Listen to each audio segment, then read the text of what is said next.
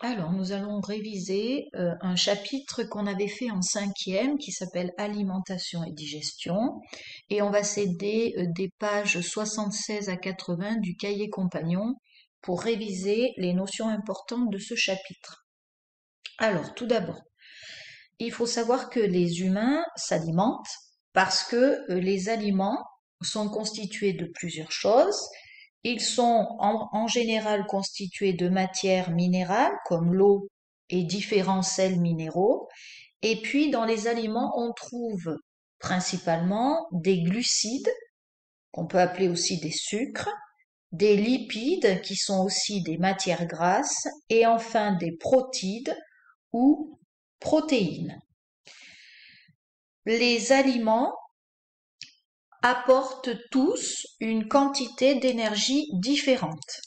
Par exemple, sur un paquet de biscuits ou de tout autre aliment, on trouve souvent ce genre de tableau qui donne des informations nutritionnelles.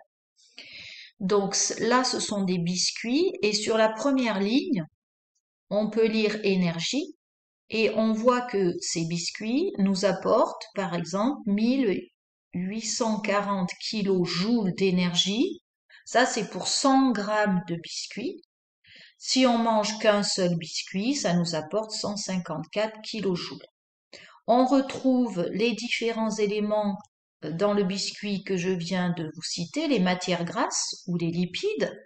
On en trouvera 1 gramme si on mange un biscuit, ça correspond à un biscuit. Bien sûr, si on mange 100 grammes de biscuit, ça nous apportera 12 grammes de lipides. On retrouve les glucides, et on retrouve les protides ou protéines et puis d'autres éléments qu'on peut trouver dans les biscuits. Il nous faut cette énergie, c'est pour ça qu'on se nourrit, parce que l'énergie apportée par les aliments est nécessaire au fonctionnement de notre organisme. Notre organisme a des besoins quantitatifs, c'est-à-dire qu'il faut qu'on ait suffisamment d'énergie pour que notre organisme puisse fonctionner, mais il y a aussi un aspect qualitatif, c'est-à-dire que il faut que notre alimentation nous apporte des éléments et tous les éléments indispensables. Donc, il est nécessaire d'avoir des régimes alimentaires variés, mais qui sont adaptés à la quantité d'énergie qu'on va dépenser. Alors, les aliments qu'on avale vont circuler dans ce qu'on appelle le tube digestif. Ce tube digestif, il est constitué de différents organes. Donc là, le schéma est un peu incomplet. Le premier organe par lequel passent nos aliments est bien sûr la bouche.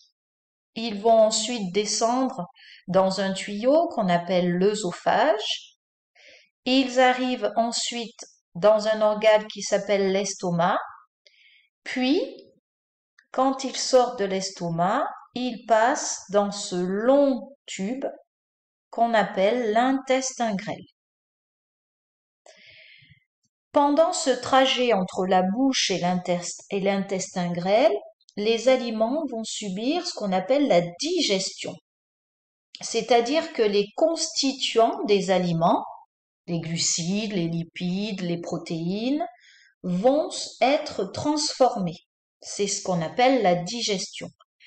Certains constituants ne seront pas transformés. Donc les constituants qui ne sont pas transformés, eux, ils vont continuer le trajet. Ici, ils vont passer dans le gros intestin et puis ils vont constituer ce qu'on appelle les excréments qui seront évacués par l'anus. Sur ce schéma, il y a des organes qui n'ont pas été légendés, comme celui-ci, qui s'appelle le foie.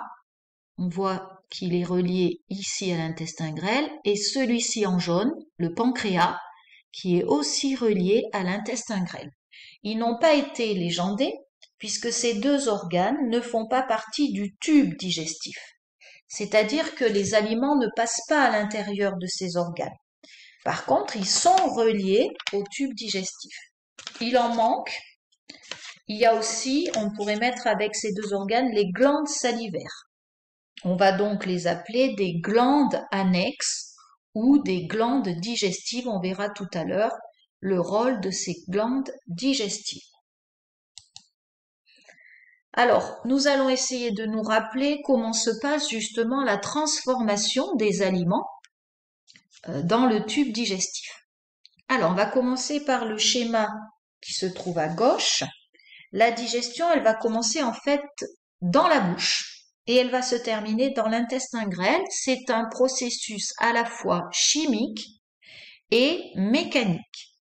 Chimique parce que ce sont en fait des petites substances qu'on appelle des enzymes digestives, représentées ici par ce petit figuré.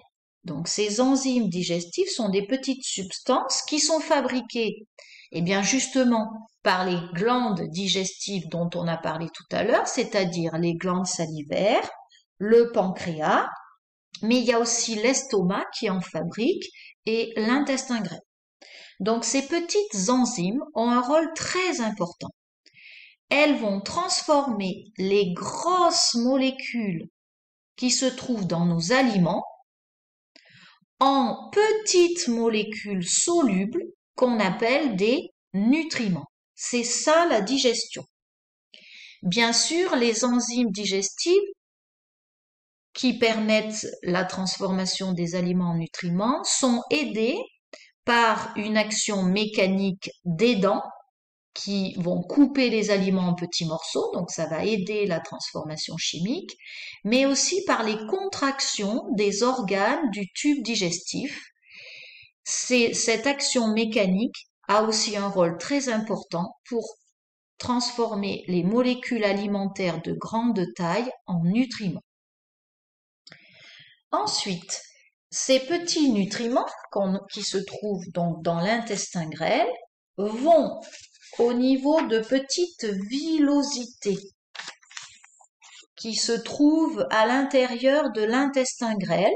Voilà ici sur le schéma de droite, ce qui est dessiné là, ça s'appelle une villosité intestinale. Ces villosités, elles recouvrent tout l'intérieur de l'intestin grêle et à l'intérieur de ces villosités, il y a plein de petits capillaires sanguins.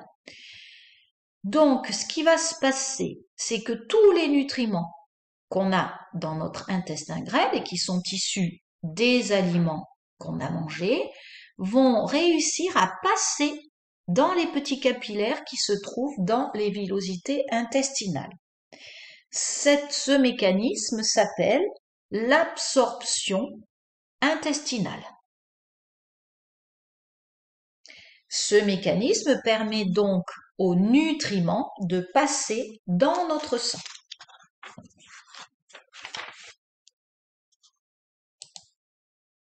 On peut faire donc un résumé de ce chapitre à la page 79.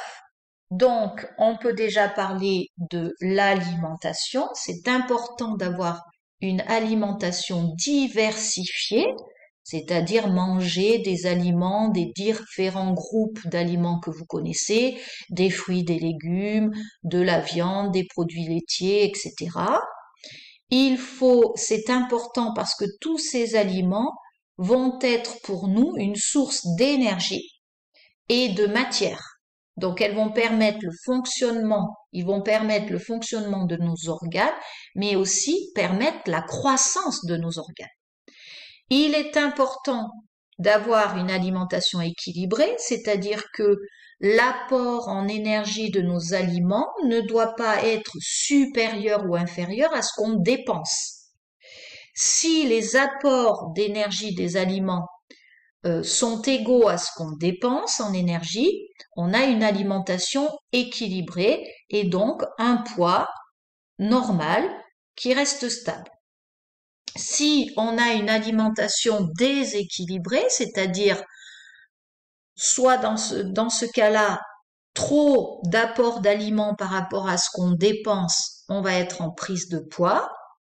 Et si, à l'inverse, on manque d'alimentation et donc on n'a pas assez d'énergie par rapport à ce qu'on dépense, eh bien, dans ces cas-là, on sera en perte de poids.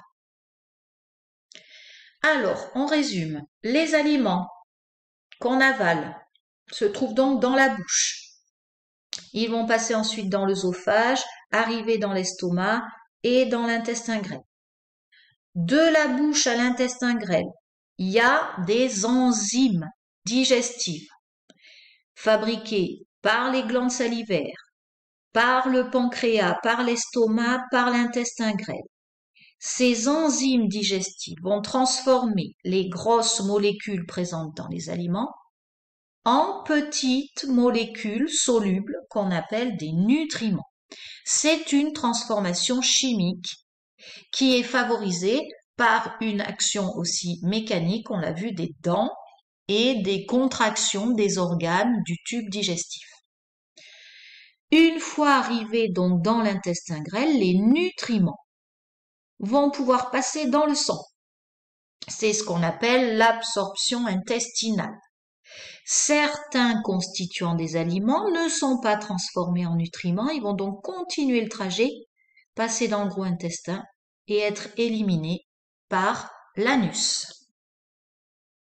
Vous pouvez donc, pour voir si vous avez tout compris, faire les exercices de la page 80.